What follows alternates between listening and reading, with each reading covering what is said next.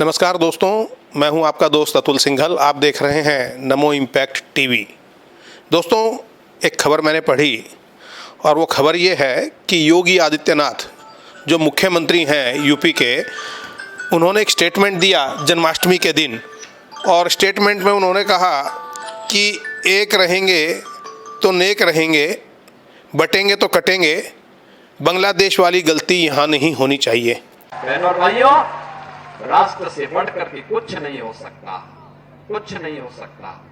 और राष्ट्र तब सशक्त होगा जब हम एक रहेंगे, नेक रहेंगे, तभी नेक रहेंगे। बटेंगे तो कटेंगे। आप देख रहे हैं ना, बांग्लादेश में देख रहे हो ना, तो वो गलतियां यहां नहीं होनी चाहिए।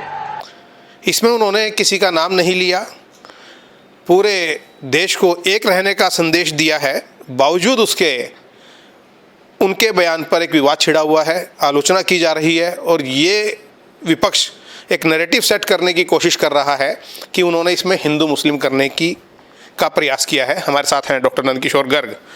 गर्ग साहब, बयान आपने भी पढ़ा होगा, मुझे तो इसमें कुछ नहीं गलत लगता। उन्होंने कहा कि एक रहेंगे तो नेक रहेंगे। अब पूरा देश 140 करोड़ लोग एक रहे, यही तो संविधान निर्माताओं की हमारी मूल वो सोच थी और यही सोच भारत की रही है। जब हम पृथ्वी पे रहने वाले सभी प्राणियों का भला सोचते हों, एक परिवार सोचते हों, माता भूमि पुत्रो अहम पृथिव्या, ये हमारे आदिकाल से कि हम, ये मेरी माँ है धरती और हम इस पे रहने वाले सब इसके बेटे ही बेटियाँ हैं। इतनी उदात्त, इतनी बड़ी सोच को पालन करने वाले सनातन परंपरा के लोग कभी छोटी मोटी बातों में जाया भी नहीं करते थे। परंतु दुर्भाग्य, इस देश को जातियों पे बांटने का एक खेल, जाति विहीन समाज की रचना करना चाहते थे राम मनोहर लोहिया, जयप्रकाश नारायण, आचार्य नरेंद्र देव। समाजवादी विचार क्या कहते थे? जातिवाद समाप्त होना चाहिए। आज उनके सो कॉल्ड फॉलोअर जो घोर जातिवाद की बात करते हैं, अपने आप को यदुवंशी कहने वाले अखिलेश यादव, लालू यादव का पूरा परिवार, जो यादव से बाहर सोचते ही नहीं, जो अपने को यादव वोट लेने के लिए कहीं तक गिरने को तैयार हैं और अपने बेटों की शादियां ज़्यादातर intercaste marriage, inter state marriage करेंगे, परंतु देश को तोड़ने के लिए जाति गणना हो। इस देश की जाति गणना 36 जातियां सुना करते थे हम बचपन में, 4 वर्ण होते थे। उसके कारण से जो परमुटेशन कम्बिनेशन बनेंगे, मिक्स मैरिजेज के, हाइब्रिड जिसको आज की भाषा में बोलना हो, वर्ण शंकर, वो हजारों बन सकते हैं। आपने बताया था कि 1 लाख भी जातियां हो सकती हैं हिंदुस्तान में, लेकिन हो गई होंगी, क्योंकि रामधारी सिंह दिनकर जो एक बहुत बड़े राष्ट्र के कवि भी थे, राष्ट्रवादी, उन्होंने भारत का इतिहास लिखने की कोशिश की थी जातियों का। उस समय उनकी गिनती लगभग 6-6.5 हज़ार की। उसके बाद मंडल आयोग बना तो उसके बाद वो जातियों का संख्या बढ़ के 10-11 हज़ार हो गई। आज की तारीख में कोई किसी को मालूम ही नहीं कि इसकी जात क्या, सरनेम लिखने से। तो अपभ्रंश है, कुछ शब्दों के हेर फेर से कुछ अलग अलग तरीके से चल गए। हाँ, बदल दो, लिखने का तरीका बदल दो, जानबूझ के स्पेलिंग बदल रहे हैं नई पीढ़ी। तो इसमें लेकिन सवाल तो मेरा ये था डॉक्टर साहब जो आपसे, कि जिस प्रकार से योगी जी ने कहा, लेकिन इसमें उन्होंने कहा बांग्लादेश जैसी स्थिति नहीं होनी चाहिए, तो शायद इस जो उनके वाक्य से ये एक संदेश जा रहा है कि भाई हिंदू मुस्लिम की बात है, तो इसका क्या अर्थ निकाला जाए? जो ये अर्थ भी निकालना चाह रहे हैं, तो मैं समझता हूँ योगी जी ने क्या गलत कहा। जिस दिन पाकिस्तान और भारत 2 हिस्से किए, 33% आबादी थी हिंदुओं की पूर्वी पाकिस्तान में और लगभग 20% थी पश्चिमी पाकिस्तान। यहाँ घट के रह गई 2%, वहाँ रह गई शायद 9%, 7%, सवा और भी घट गई होगी। ये तो 2011 की है वजन से। तो कहाँ गई है आखिर, ये कहाँ गए लोग? लेबनान का उदाहरण सबके सामने, वहाँ की क्रिश्चियन पॉपुलेशन 65% थी, कहाँ गई? कई ऐसे देश हैं, और वो तो अफगानिस्तान, ईरान, वो तो तमाम 1400 साल पहले इस्लाम आया है। बर्बरतापूर्ण मरने मारने का काम करते हुए, रौंदते हुए ईरान को समाप्त करने में किसी में 2 साल लगे, किसी को 4 साल लगे। ये तो भारत में ये 1000 साल हो गए इनको, वो कामयाब नहीं हो पा रहे। क्यों भाई, एक सहनशील समाज होते हुए भी बहुत रेजिस्टेंस भी किया है। और इन्होंने जो कहा है तो बांग्लादेश का उदाहरण इसलिए दिया कि ताज़ा ताज़ा घटनाएं हो रही हैं। वहाँ की आबादी तो गायब हुई, सारे मंदिर तोड़े जा रहे हैं।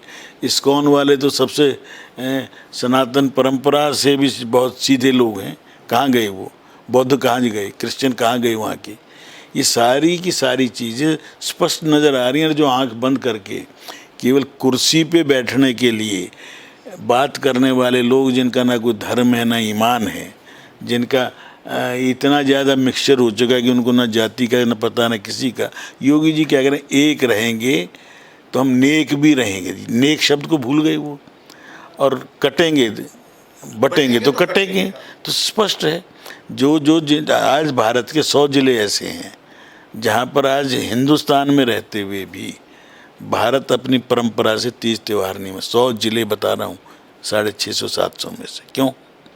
कि जहाँ आबादी 50% से कम हो गई सनातन परंपरा की, वहाँ वो उनको पीट पैट के उनको पलायन करा दिया जाएगा।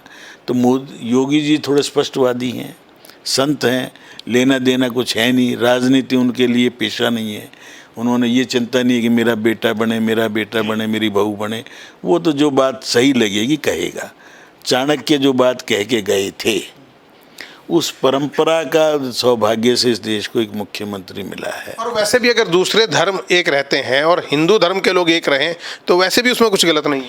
मैं कह रहा हूँ हिंदू धर्म ही नहीं, हिंदू वे ऑफ लाइफ है। सुप्रीम कोर्ट कई बार कह चुका है भारत के अंदर सेकुलरिज्म हमारी नसों में है। भारत सेकुलर रहा है सदियों से। 1975 में संविधान में डाला है सेकुलर। और मोदी जी ने इस बार थोड़ा उसको भी उनके ऊपर ही पटक दी ना बात कि सेकुलर सिविल कोड क्यों नहीं लागू होना चाहिए। अगर सेकुलर की बात करते हो तो आपके धर्म के अंदर, गोद लेने के अंदर, तलाक के अंदर अपने अलग कानून क्यों रखना चाह रहे हो आप यदि इस देश को सेकुलर मानते हो तो हम तो मानते ही हैं। तो आपको जो कॉमन यूनिफॉर्म सिविल कोड है वो एक जैसे कानून हो जाएं, झगड़े ही खत्म हो जाएंगे ना। अगर क्रिमिनल कानून एक है तो सिविल भी एक होने चाहिए। अगर हाथ काटने की सज़ा है इस्लाम में, चोरी करने वाले की, टांग तोड़ने की, मारने की, तो अगर शरिया लागू अपने ऊपर इतने हिस्से में लगा लो। आप यदि कहीं कानून तोड़ेंगे, रेप करेंगे, तो जो सज़ा है इस्लाम में लिखी ले लो एक बार, किसी एक स्टेट में ले लो, एक ज़िले में ले लो। क्राइम करने के अंदर अपनी पॉपुलेशन से दुगना क्राइम रेट है जो इसको मानने वाले लोग। इसलिए जो योगी जी ने कहा भारत के लोगों को ध्यान से सुनना चाहिए, जातिवाद से ऊपर उठना चाहिए। बागेश्वर वाले बाबा ने कहा है कि सब जातिवाद, मैं तो कह रहा हूँ जातिवाद शब्द संघ भी कहता रहा है, लोहिया जी भी कहते रहे जाति को समाप्त कर दो। मोहन भागवत जी एक ही बात कह रहे हैं कि इस देश में कम से कम कुआं एक जैसा, मतलब पानी पीने का सबके लिए एक समान हो, तालाब एक हो, पूजा स्थल एक हो, इतना तो कर दो।